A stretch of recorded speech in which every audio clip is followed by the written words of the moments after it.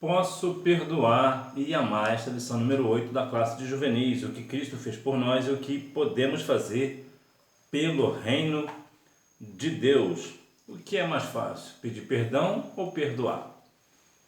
É uma tarefa bem difícil, né? Uma pergunta bem difícil de responder, né? Porque se perdoardes aos homens as suas ofensas, também vosso Pai Celestial vos perdoará a vós. E no versículo 15, que é o seguinte, nos diz que se não houver perdão entre os homens, vosso Pai também não perdoará. Isso significa dizer que quando alguém, um irmão, uma irmã não perdoa um ao outro, não entrará no reino dos céus. Portanto, o perdão é de fato algo muito sério para ser tratado nas nossas igrejas, na igreja do Senhor. Nós devemos levar isso muito a sério. Não é porque alguém é muito usado por Deus que não tem que perdoar o próximo, né? Um irmão, uma irmã. Algumas questões nos diz respeito que mesmo uma pessoa não perdoando, pode acontecer de Deus usar essa pessoa profundamente. Entretanto, mesmo essa pessoa sendo muito usada por Deus, ela não entrará no reino dos céus se ela não liberar o perdão a alguém. E aqui cabe o seguinte, independente de quem esteja errado, aqui independente. Então, tratar do perdão é uma tarefa muito delicada, é muito difícil, porque de modo geral, as pessoas, todos nós de modo geral, temos aquela máxima, né? Se eu estou certo, então é a pessoa que tem que vir a mim, o que não é verdade. A Bíblia nos diz lá em Mateus capítulo 18, a partir do versículo 15, que nós temos que nos perdoar uns aos outros, que nós devemos perdoar. Se teu irmão peca contra ti, vai você a ele. Então nós devemos viver uma vida de perdão. Mas sim, é uma tarefa muito difícil e é por isso que o Senhor Jesus nos chamou, porque realmente perdoar é somente para aquelas pessoas que realmente creem no Senhor Jesus. Uma história a respeito de perdão. Uma parábola sobre perdão. O mestre trata com o apóstolo de forma clara e objetiva a respeito da frequência com que devemos perdoar. Com qual é a frequência que eu tenho que perdoar? Existe frequência para isso? Sim, existe uma frequência. E qual é esta frequência? Sempre perdoar. Numa perspectiva humana, é muito difícil perdoar alguém que te fez mal, que te feriu. É muito difícil. Alguém que cometeu um delito contra você ou até mesmo um crime. É muito difícil. Vemos alguns casos de pessoas que muitas vezes se deixam levar pela soberba, pela arrogância e não libera o perdão. Veja que aqui Jesus, ele mostrou ao apóstolo Pedro uma forma muito direta. Jesus tratou de uma forma muito clara, muito direta, sem dar volta no assunto, firme. Olha, Pedro, você precisa perdoar quantas vezes for necessária. Aqui é o ponto principal. Isso aqui que nós temos que guardar. Eu devo perdoar quantas vezes for necessária. Quantas vezes a pessoa vier me pedir perdão, eu preciso liberar perdão a esta pessoa. Até porque o perdão, vou usar aqui um termo, né? Remédio, apesar que o remédio eu não gosto muito do termo, porque remédio é para remediar. Mas uma cura é melhor. O perdão é uma cura, não é um remédio. É uma cura. O perdão é uma cura para ambos. É uma cura para quem libera o perdão e é uma cura para quem recebe o perdão. Então, o perdão, ele tem esse antídoto, né? Ele cura as doenças dos conflitos, das guerras, das tristezas, das frustrações. Então, libere sempre o perdão. Quantas vezes a pessoa vier te pedir perdão, libere-o. O aumento da maldade. Para amar e perdoar é preciso experimentar da graça salvadora que somente Jesus Cristo, o Filho de Deus, pode oferecer. Somente aqueles que um dia já passaram pela experiência do novo nascimento conseguem liberar perdão e amor. Liberar o perdão? Como é que eu posso liberar o perdão? Para eu liberar o perdão, eu preciso saber o que é o perdão. Como é isso? Quando estamos na nossa vida, estamos no mundo lá fora, e o Senhor Jesus perdoa os nossos pecados, então nós experimentamos o sabor do perdão. Outrora eu era pecador, agora eu sou remido pelo sangue de Jesus, porque Ele me perdoou. Ele tirou de mim todas as culpas que eu tinha, todos os pecados e iniquidade. Ele me perdoou, Ele pagou a minha dívida, né? Então eu estou perdoado. Somente quem sabe o valor do perdão consegue liberar o perdão, né? Porque para liberar o perdão precisa ser muito generoso, tem que ser uma pessoa generosa para poder liberar o perdão, porque essa pessoa sabe que quando ela libera o perdão, ela sabe que ela vai libertar aquela pessoa. Ainda mais se for uma pessoa que cometeu algo terrível, né? Cometeu um assassinato, por exemplo, matou alguém da família, por exemplo, aí a pessoa vai lá e libera o perdão. Isso é algo extremamente generoso. Somente as pessoas muito generosas de coração conseguem fazer tal coisa. E para a pessoa ser muito generosa de coração a ponto de perdoar um assassino, por exemplo, de um ente querido, precisa ter o Espírito Santo na vida. Precisa ter, de fato, experimentado, de fato, o perdão em Cristo Jesus.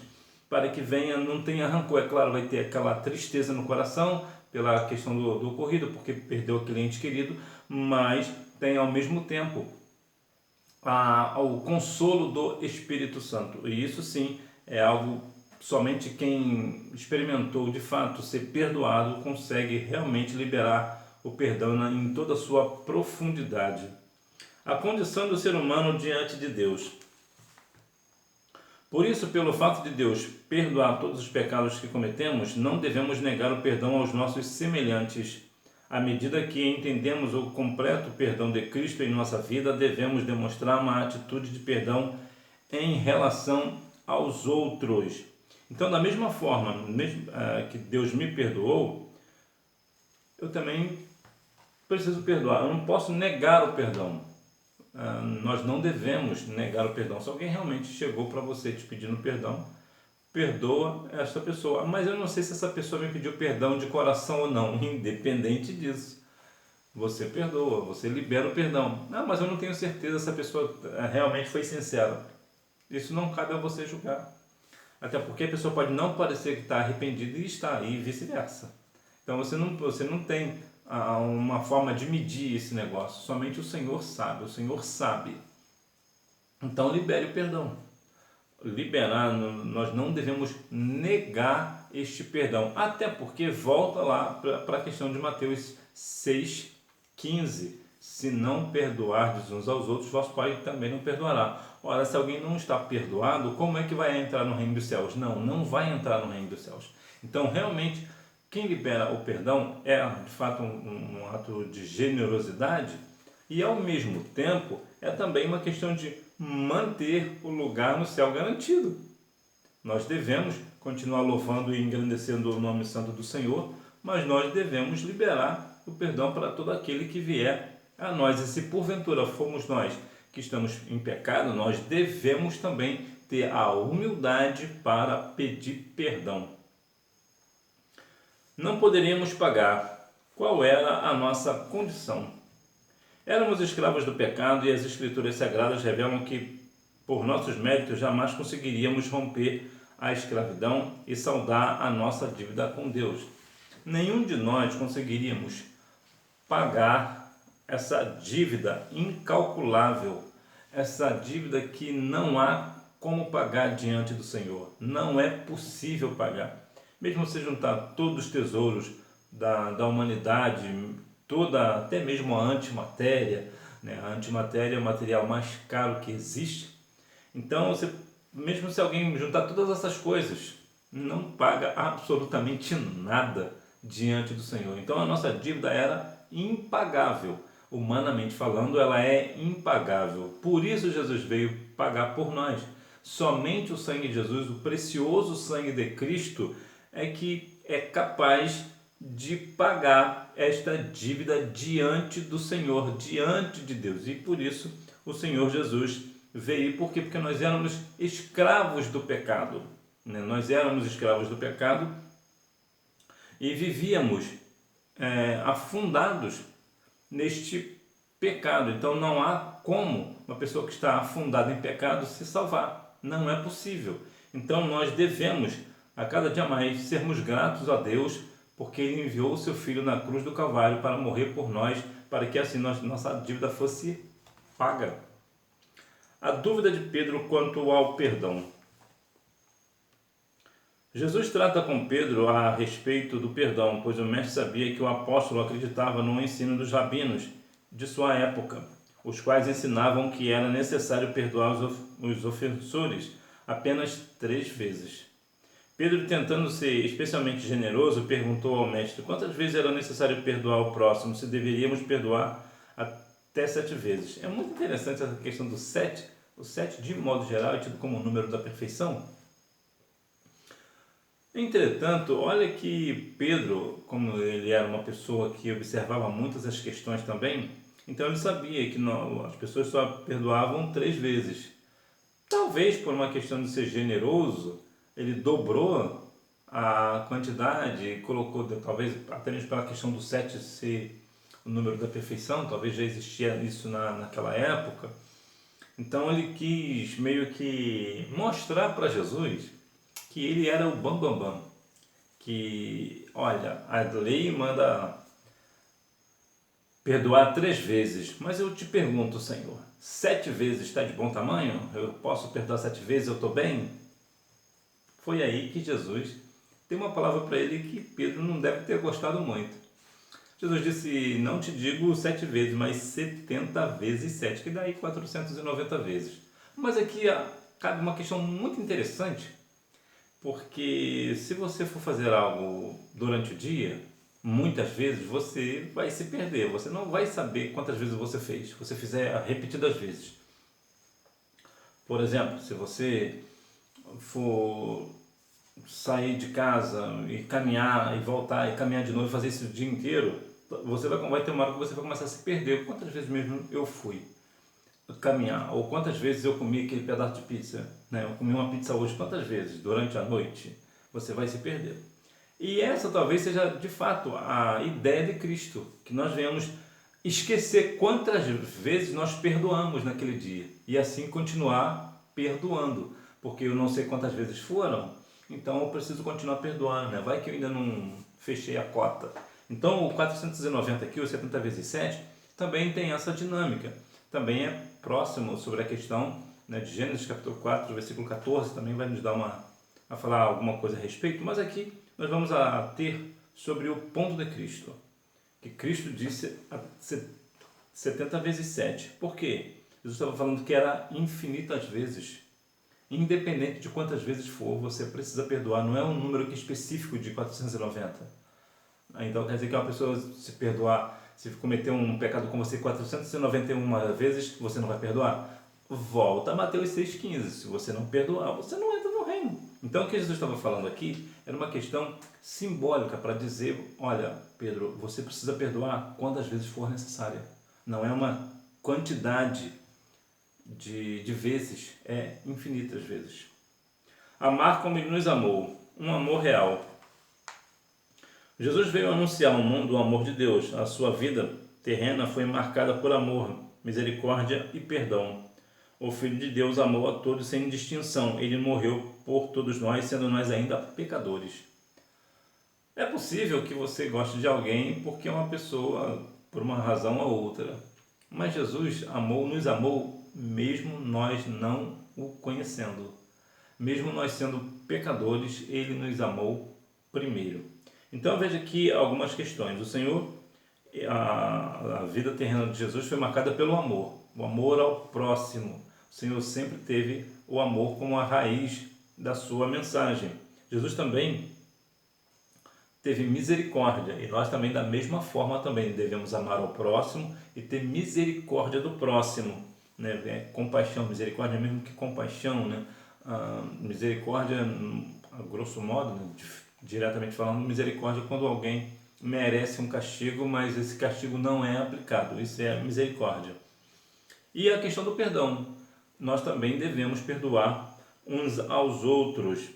E Deus também amou a todos sem distinção. Isso aqui é um ponto muito interessante de falarmos sobre Romanos 2,11 e Atos 10,34, que Deus não faz acepção de pessoas. Então aqui, independente da raça, principalmente nesse ponto, né, da pessoa ser branca, ruiva, negra, morena, independente, tudo aqui, o Senhor amor sem distinção. Todos nós somos iguais. E isso é importante dizer porque, infelizmente, vemos alguns casos de pessoas que estão dentro da igreja, mas que são racistas, né? Principalmente aí com a questão das pessoas negras, não gostam da pessoa negra, né? De pele negra. E isso é algo insustentável para o Evangelho. Por que é insustentável? Porque o mesmo Deus que criou a pessoa branca é o mesmo Deus que criou a pessoa negra, a pessoa morena, a pessoa ruiva, a pessoa loura, né? Pessoa loura. Então, é o mesmo Deus. Então, por que fazemos distinção? Nós não devemos fazer distinção, né? A questão aí, que vai entrar aqui na questão do racismo, né? A questão da raça. Então, se alguém dentro da igreja não gosta de uma pessoa por causa da sua cor, né? Geralmente a pessoa é racista mais pela questão da pessoa negra, né? De modo geral, eu não lembro assim de um outro tipo de racismo, né? Racismo contra pessoa branca, por exemplo, uma pessoa loura ou coisa desse tipo, eu não lembro se tem ou se existe. E se tem, são bem poucos. Mas independente, se uma pessoa não gosta de outra pessoa por causa devido à cor dessa pessoa, não vai entrar no reino dos céus. Pode estar na igreja, pode fazer tudo direitinho, ser dizimista, ser ofertante, abençoar a obra do Senhor, glorificar a Deus, ir para a escola bíblica dominical, ir nos cursos de doutrina, mas ficar lá de fora. Por quê? Porque é pecado. O racismo, ele é pecado. E ele é um pecado para a morte. Como eu falei, Romanos 2,11, 10,34 de Atos. Ora, se Deus não faz acepção de pessoa, por que uma pessoa que diz que é de Deus vai fazer? Então não há coerência nesse negócio. Então Jesus morreu por todos nós, vivendo em amor. Mas o que temos feito com a vida que Jesus nos deu? Estamos vivendo com os corações amargurados, cheios de raiva e dizendo a todo instante que não perdoamos? Ou estamos oferecendo às pessoas que estão próximas de nós amor, misericórdia e compaixão, mesmo que elas não mereçam? Aqui é uma pergunta muito interessante, não? Que tipo de vida eu estou levando diante de Deus? Será que eu estou de fato usando a minha vida para reclamar? Para viver uma vida de ódio ao próximo? Disseminar o ódio, né, que as pessoas dizem, né? Aquele discurso de raiva, né, um discurso de ódio, né? Será que é isso que eu estou fazendo? Será que eu estou fazendo da minha vida uma vida amargurada, cheia de rancor, cheia de desejo de vingança? A vingança, inclusive, a vingança é como um bumerangue. Ela sempre volta para quem lançou. Então, se alguém tenta se vingar de alguém, pode ter certeza, a pessoa que se vingou um dia, essa vingança dela vai se vir contra ela. Olha que situação. Então, será que tipo de vida que eu estou levando?